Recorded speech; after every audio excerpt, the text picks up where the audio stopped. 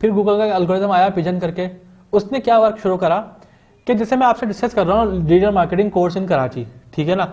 जब मैं कोर्स कराची की बात कर रहा हूँ तो एक कंट्री को टारगेट कर रहा हूँ, एक सिटी को टारगेट कर रहा हूँ, एक पर्टिकुलर लोकल एरिया को टारगेट कर रहा हूँ, ठीक है ना। उसके रेलिवेंट मेरी वेबसाइट आएगी, ठीक है। हाँ, अगर मैं यही चीज़ जो है यूएस में बैठकर टारगेट करूंगा तो हो सकता है मेरी वेबसाइट ना आए, वहाँ दूसरी वेबसाइट आए।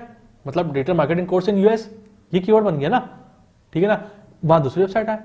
तो ये जो चीज़ है लोकल बेस्ड चीज़, ये इस वाले एल्गोरिथम ने काम करी कि वेबसाइट बनाई लोगों ने, अब बैठे हुए कराची में है, कंटेंट कराची का है, वो यूएस में शो हो रही है, उसको चाहिए यूजर को उस एरिया के कंटेंट शो होगा कराची वाला। इस टाइप की चीजें होना शुरू हो गए कि यूजर को वो डेटा नहीं मिल रहा था जो उनको चाहिए, जिस वो एरिया में बैठे हुए हैं, जिस लोकल एरिया में बैठे हुए हैं, जिस सिटी में बैठे हुए हैं, उनको वो उस वहाँ का उस एरिया का कंटेंट नहीं मिल रहा, जबकि उनको हर तरफ से कंटेंट दिख रहा है। तो गूगल का ये पिजन आया, इसने 2014 में ये अपडेट किया और उसके बाद इस चीज़ पर इन्होंने वर्क करा और कवर करा इस चीज़ को कि भाई आपका जो वेबसाइट है वो कराची पर है, तो आपको कराची में उन्हीं वेबसाइट को प्रायोरिटी देगा जो कराची से रिलेटेड होंगी, और यूएस में उन्हीं वेबसाइट को प्रायोरिटीज देगा जो यूएस से रिलेटेड होंगी। उनके पास कंटेंट उससे रिलेटेड होगा, उन्हीं को देगा। ऐसा नहीं है जी कराची की वेबसाइट यूएस में भी शो हो रही है उस कीवर्ड के ऊपर।